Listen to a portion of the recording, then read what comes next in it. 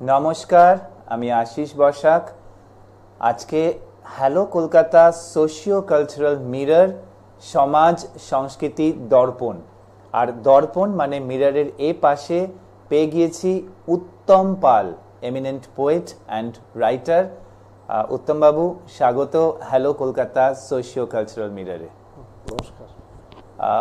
উত্তমবাবু একজন প্রথিতযশা সাহিত্যিক, লেখক, একজন খুব ভালো মনের মানুষ, তার সাথে বিভিন্ন সাংস্কৃতিক পরিমণ্ডলে আলাপ।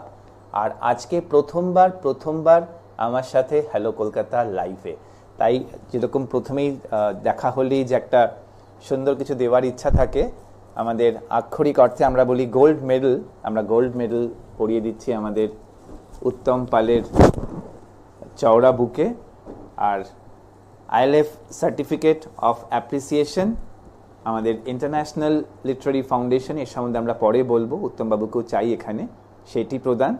আর আমরা ফুল বা ফল সাধারণত দেই না, দেই আমাদেরই ফল মানে সুফল, সেটা হচ্ছে আমাদের বই, ILF এর বই, ILF 100-তে 100।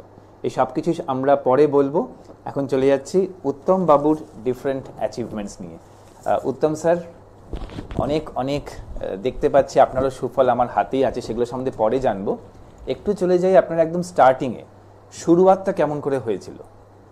মানে এই যে এত কিছু আমরা দেখতে পাচ্ছি লেখা বা সাহিত্য জগতে আপনার অনুপ্রবেশ, সেটা কিভাবে হয়েছিল?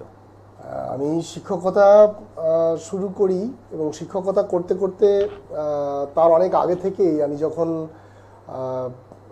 দীর্ঘ সময় প্রাইভেট টিউশন বা আমার চাকরির পড়াশুনো, তারও আগে স্টুডেন্ট লাইফ যখন প্রথম, তখন থেকে আমার লেখালেখির প্রতি একটা আগ্রহ ছিল।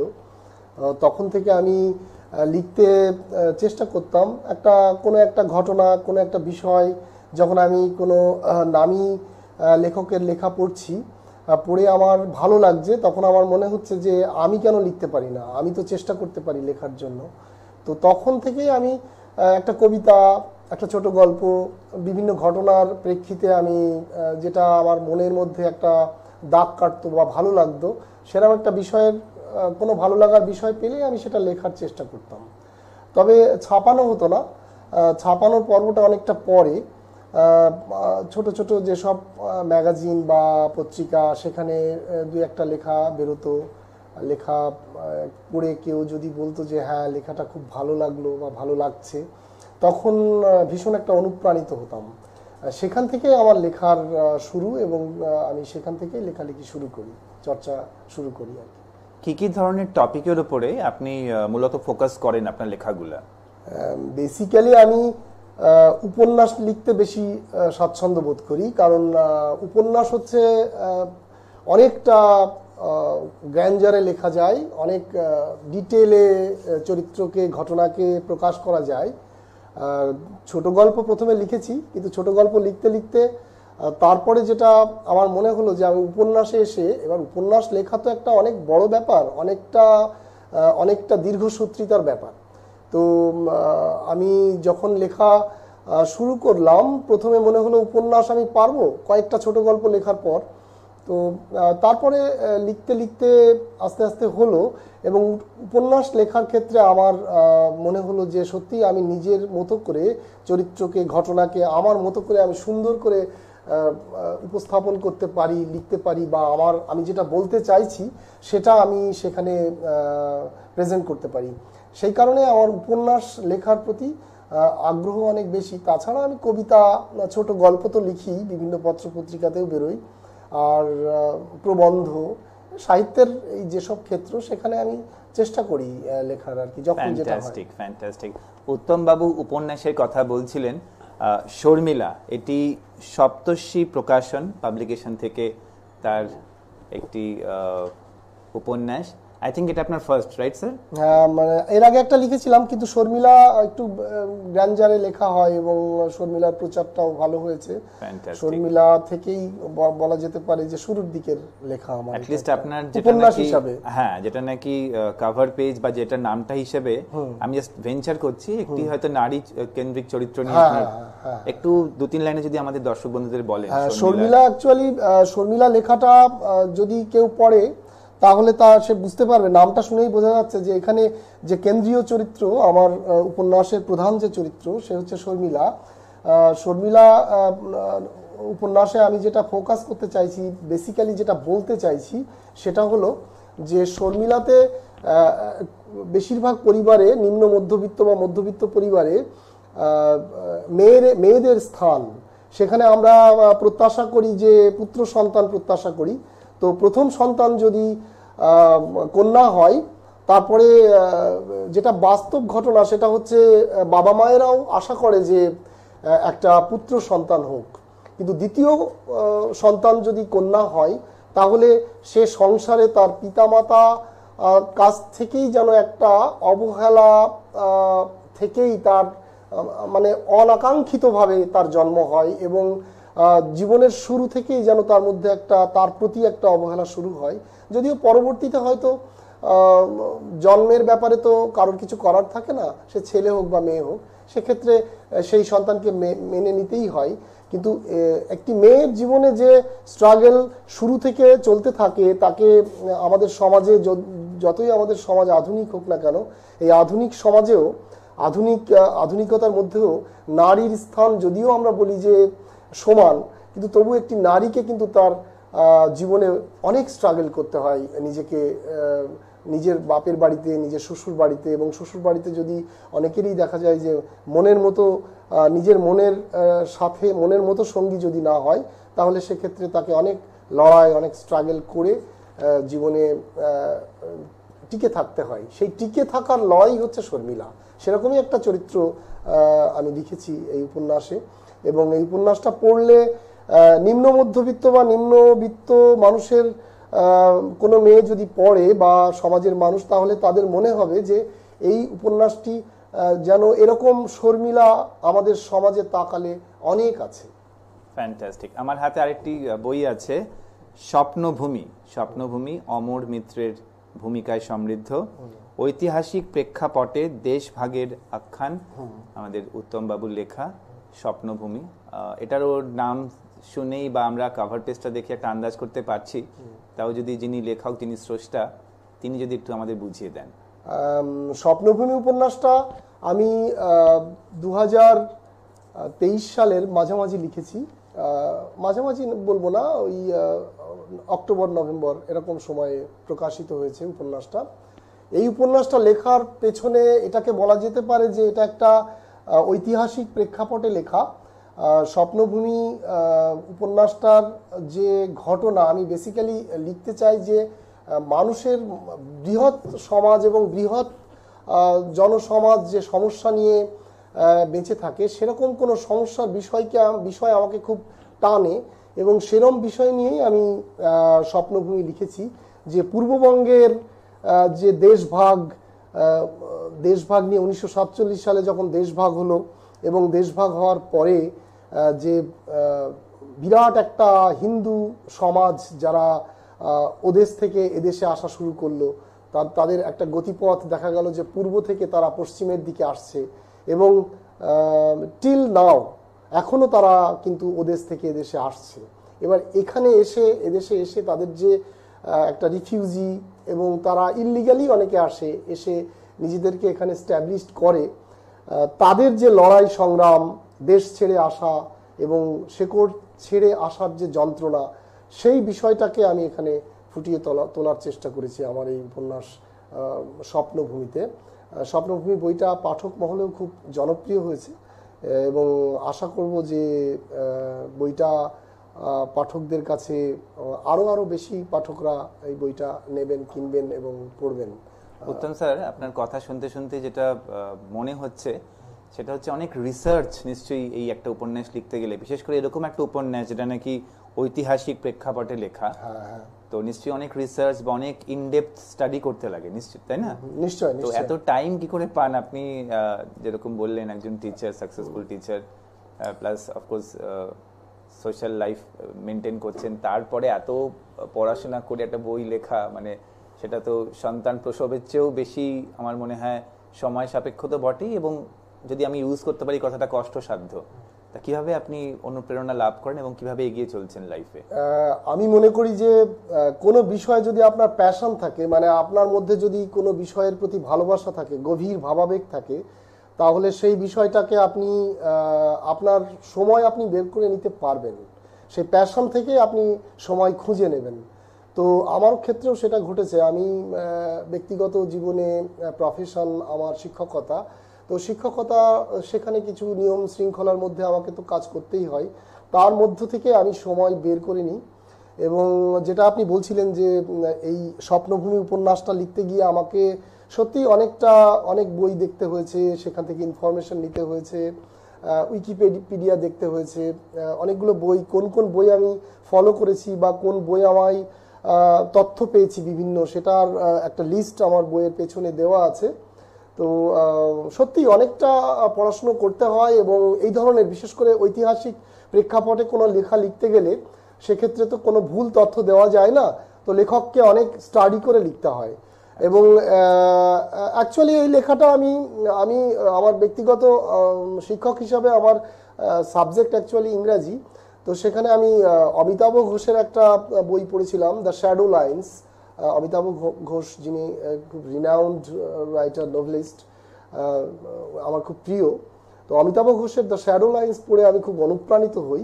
এবং আমার মনে হয় যে আমি এই বিষয়টাকে নিয়ে, যে পূর্ববঙ্গের যারা দেশ স্বাধীন হওয়ার পরে ওখানকার যারা হিন্দু বাঙালি, তাদের যে সমস্যা, আমরা পশ্চিমবঙ্গের বেশিরভাগ মানুষের সাথে কথা বললে দেখতে পাবো যে পশ্চিমবঙ্গের বহু মানুষ, প্রায় 70 থেকে 75% মানুষ, তারা কিন্তু তাদের বাবা বা ঠাকুরদা বা তাদের বংশের যে কেউ, তারা কিন্তু ওপার বাংলা থেকে এসেছে। এবং এই যে ওপার বাংলা থেকে তারা এসেছে, তাদের যে যন্ত্রণা, সেটা আমাকে খুব টাচ করেছে। এবং সেই কারণে আমি এই উপন্যাসটা চেষ্টা করেছি একটু ইতিহাস স্টাডি করে লেখার। ফিরে আসবো ছোট্ট একটা ব্রেকের পরে। আমরা আছি hello Kolkata live, hello Kolkata socio cultural mirror. আর আজকে দর্পণ, আমাদের মিররে যিনি প্রতিফলিত হচ্ছেন, the wonderfully talented eminent poet and writer Uttam Pal.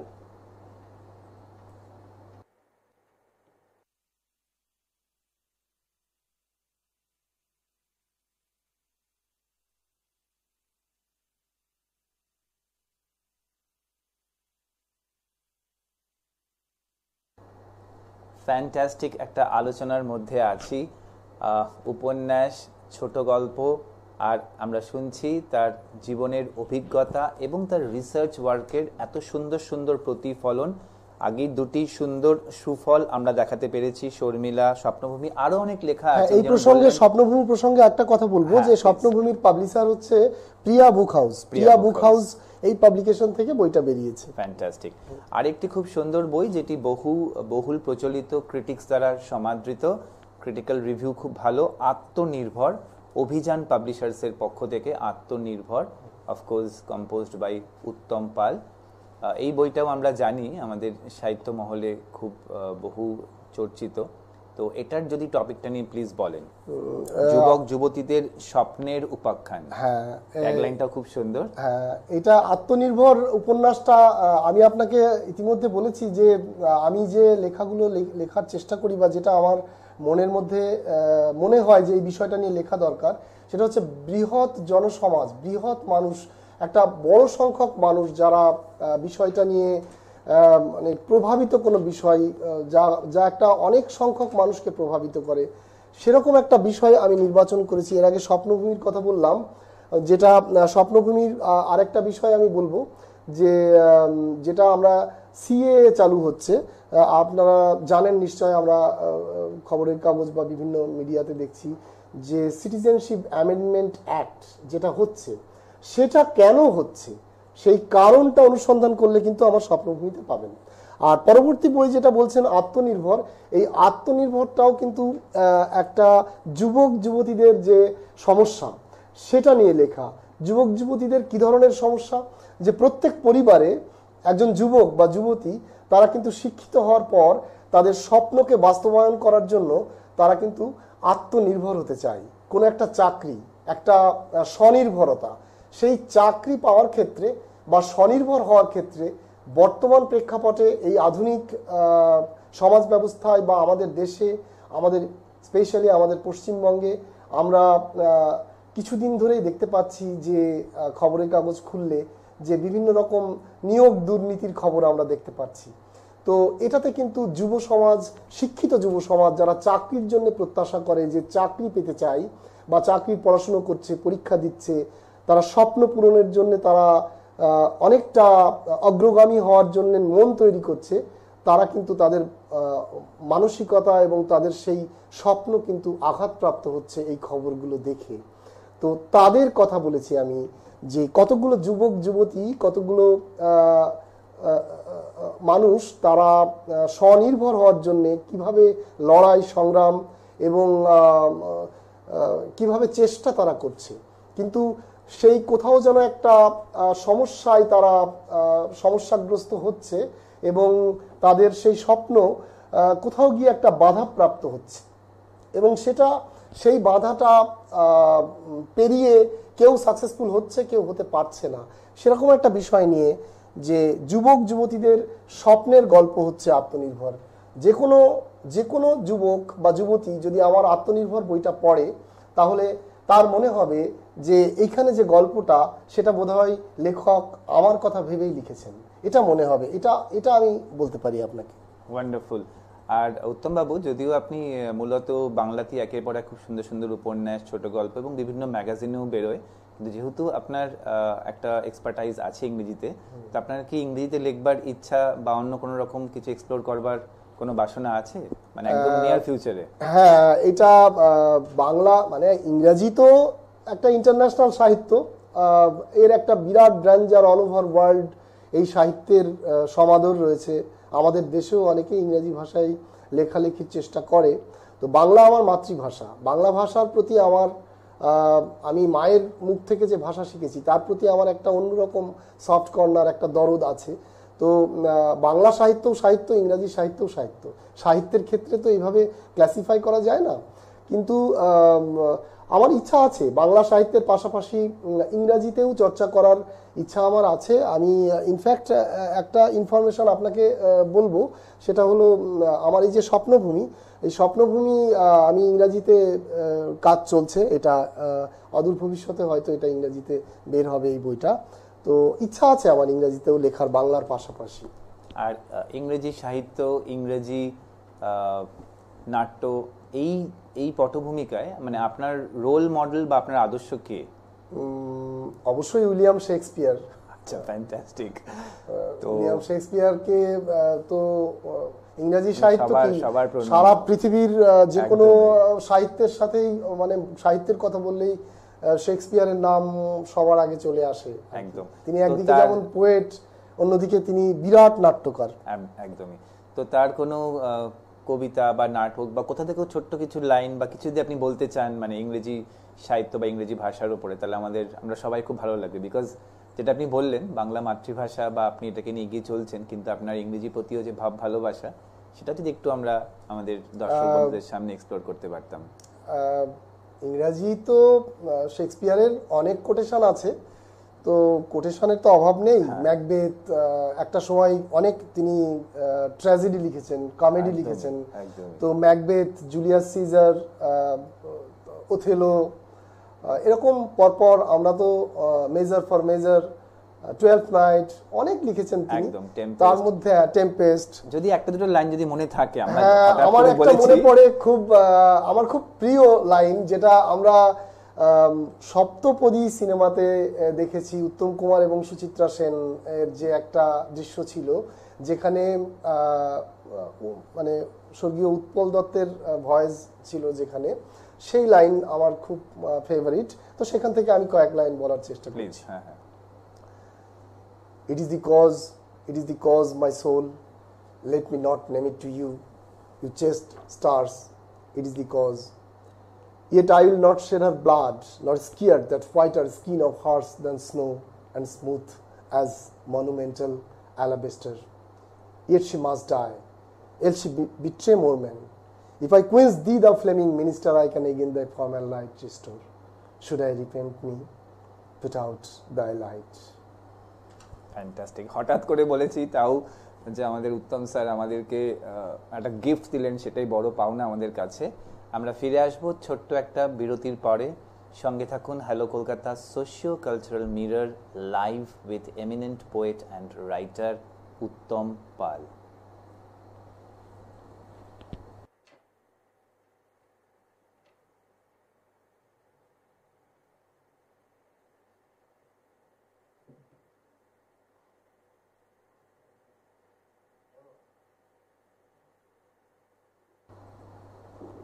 ফিরে আসলাম hello Kolkata live with Uttam পাল।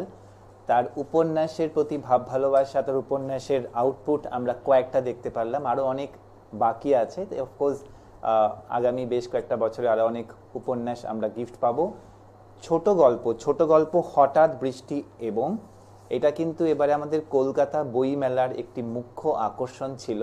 আর আমি খুব লাকি যে পঙ্কজ বসাক, আমার দাদা, আমার বন্ধু, তার যে প্রকাশনা নিউ ভারত সাহিত্য কুটির, তাদের যে বিশাল বড় আয়োজন হয়েছিল SBI অডিটোরিয়ামে, এখানে কিন্তু আমাদের উত্তমদা সেখানে মঞ্চে ছিলেন, এবং এটি শীর্ষেন্দু মুখোপাধ্যায়, লিজেন্ডারি, আমাদের বেঙ্গলি লিটারেচার ওয়ার্ল্ডের লিজেন্ডারি ফিগার, তার হাত থেকে, রাইট উত্তম স্যার? আপনার কাছে এটা একটা সারা জীবনের গর্বের বস্তু যে এই বইটি আপনার প্রকাশিত হয়েছিল কলকাতা আন্তর্জাতিক বইমেলার SBI অডিটোরিয়ামে, হঠাৎ বৃষ্টি, এবং প্রকাশিত হয়েছে নিউ ভারত সাহিত্য কুটির। যদি একটু ছোট গল্পের জাস্ট একটা দুটো টপিকস বলেন, কারণ ছোট গল্প তো এটা সম্ভার নিশ্চয়ই অনেকগুলোই আছে। হ্যাঁ, এখানে অনেকগুলো ছোট গল্প আছে। আমি এই বইটাতে পঙ্কজদা আমায় বলার পরে খুব স্বল্প সময়ের মধ্যে আমরা এই বইটা শেষ করি। তো বইটাতে অনেক ধরনের বিভিন্ন স্বাদের এটা একটা ছোট গল্পের বই। এখানে আমি একটা দুটো গল্পের কথা বলবো, যেমন প্রথম গল্প যেটা হঠাৎ বৃষ্টি, সেটা একটা খুব মিষ্টি প্রেমের গল্প, সেটা অসাধারণ, সেটা একটা অনেকগুলো গল্পের মধ্যে একটা অন্যতম গল্প। আরেকটা এই যে র্যাগিং বলে একটা গল্প আছে, যেটা আমাদের র্যাগিং নিয়ে সাম্প্রতিককালে অনেক ঘটনা ঘটেছে কলকাতায়। তো যেটা আমাকে খুব হার্ট করে র্যাগিং বিষয়টা, এটা একটা খুব স্বপ্নের মতো স্বপ্ন দেখা একটা যুবকের, একটা অল্প বয়সী ছেলে যে পড়াশুনো করতে গিয়ে তার জীবন চলে যায়, এটা ভীষণ পীড়া দেয় আমাদেরকে, সেই বিষয়টা নিয়ে লেখা আছে। এছাড়াও আত্মহত্যা বলে একটা গল্প আছে, দ্বিতীয় জীবন, সুন্দরবনে অভিযান, বহ্নি শিখা, অ্যাক্সিডেন্ট, অনেক ধরনের গল্প আছে সেখানে। রহস্য আছে, প্রেম আছে, সেখানে সামাজিক সমস্যা আছে, অনেক দুটো একটা ভৌতিক গল্প আছে, একটা গোয়েন্দা গল্প আছে, গোয়েন্দা অভিনব বলে। তো অনেক ধরনের ভিন্ন স্বাদের গল্প নিয়ে এই সংকলন, এটা গল্প সংকলন। আমার কোয়েশ্চেনটা রিপিট করব, যেটা কিছুক্ষণ আগে করেছিলাম, এত বিভিন্ন টপিকস নিয়ে এই যে লিখছেন, অফকোর্স রিসার্চ ওয়ার্ক তো লাগবেই। ধরুন আপনি যখন পুরো কল্পনার প্রসূত একটা গোয়েন্দা কাহিনী লিখছেন, তাও তো আপনাকে রিয়েলিটির সাথে, বাস্তবের সাথে মিলেমিশে চলতে লাগবে, তাই না? তো এত রিসার্চ ওয়ার্ক করছেন, আপনার শিক্ষকতা চলছে, আপনার বই, আর যেটা বললাম সোশ্যাল লাইফ চলছেই। তো কবিতার বই কবে আমরা পেতে পারি আমাদের উত্তম বাবু? কবিতা অনেক লিখেছি, মানে পত্রপত্রিকায় বেরোয়, কিন্তু এখনো কবিতার বই সেইভাবে ছাপা হয়নি। তবে অদূর ভবিষ্যতে নিশ্চয় হবে। আমি লিখছি কবিতা লেখাও আছে, তো কবিতার বইও বেরোবে, আশা করতে পারেন। তাহলে আমাদের দর্শক বন্ধুদের জন্য বলে রাখি, আমাদের প্রথম বই ছিল ILF 100-তে 100 ইন্টারন্যাশনাল লিটারি ফাউন্ডেশনের আমাদের ফার্স্ট নিবেদন। আমাদের সেকেন্ড নিবেদন ILF 50-এ 50। সেই বইতে আমরা কিন্তু চাইবো উত্তম স্যারের একটি ছোট্ট কবিতা যেন আমরা প্রথমবার প্রকাশিত করতে পারি, তাই তো উত্তম স্যার? যদি সম্ভব হয় ILF 50-এ 50 সেই বইতে। আর অফকোর্স সেই কথা লাইভ আমরা অলমোস্ট কেড়েই নিলাম আমাদের উত্তম স্যারের কাছ থেকে। নেক্সট বই কি লিখছেন আপনি? মানে আমাদের তো এখন আপনি জানেনই কলেজ স্কোয়ারের দ্বিতীয় যে সংস্করণ অফ বইমেলা, ওটা আজকে থেকে শুরু হয়ে গেল। তো নেক্সট বই আপনার কি বেরোচ্ছে, আর মোটামুটি কবে নাগাদ টাইম ফ্রেম, মানে উইদিন অগাস্ট আমরা পেতে পারি? এই মুহূর্তে আমি একটা নতুন লেখা লিখছি, সেটা নিয়ে ব্যস্ত আছি। সেটা হলো, বইয়ের নামটা বলেই দিই, নামটা তো খুব আকর্ষণীয় একটা বিষয়, মনের মধ্যে মন। সেখানে আমাদের একটা উপন্যাস, একটা বৃহৎ গ্রাঞ্জারে লিখছি, যেটাকে বলে মানে প্রকৃতি প্রেম এবং প্রকৃতি আছে সেখানে, অনেকটা প্রকৃতি নিয়ে। এবং একটা মানুষ তার তার তার যে দুটো সত্তা থাকে এবং সেটা একটা বাস্তব জীবনে তার চলা এবং তার মনের মধ্যে একটা অন্য আরেকটা মন থাকে, যে মন অনেক কিছু বলে। সেই অনেক কিছু বলা নিয়ে সে কি বলে, কি ভাবে, কি আসে তার মনে, সেসব নিয়ে অনেক কিছু আছে উপন্যাসটায়। সেই উপন্যাসটার কাজ চলছে আমার লেখা, শীঘ্রই সেটা প্রোডাকশনে মানে পাবলিকেশনের দিকে যাবে। তো এখনো কমপ্লিট হয়নি, কাজটা চলছে। তাহলে একটা কিন্তু আমার মনে হচ্ছেই, যতই আমাদের উত্তম বাবু বলুক তিনি কবিতা ভালোবাসেন, ছোট গল্প, তার কিন্তু মূল ফোকাস, মূল ফালক্রামটা কিন্তু উপন্যাস, এটা কিন্তু মানতেই লাগবে, তাই না? উপন্যাস এটা কিন্তু না মেনে উপায় নেই। তার 3-4টি উপন্যাস বেরিয়ে গেছে, আরেকটাও অন প্রোডাকশনে আছে। তাহলে মূল ফালক্রাম বা মূল ফোকাসটা কিন্তু ঔপন্যাসিক হিসেবেই আমাদের উত্তম বাবু চাইছেন নিজের স্বীকৃতি, নিজের খ্যাতিটা একদম চরম শিখরে পৌঁছে যাবে। আর যেটা খুব ভালো লাগছে, এটা বারবারই বলছি, বিভিন্ন সাংস্কৃতিক পরিমণ্ডলে দেখা হয় এই মানুষটির সাথে, ভীষণ অমায়িক ভালো মনের মানুষ, খুব স্বল্পভাষী।